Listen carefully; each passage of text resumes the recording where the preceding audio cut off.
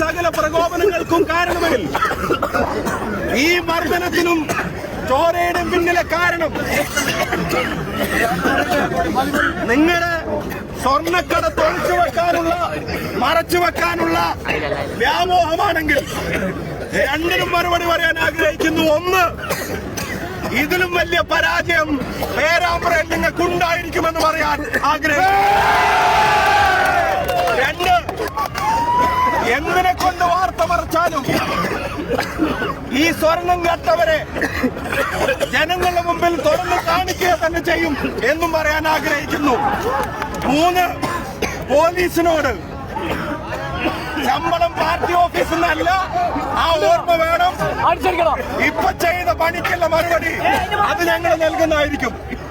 എല്ലാവരും പിരിഞ്ഞു പോകേണ്ടതാണ്.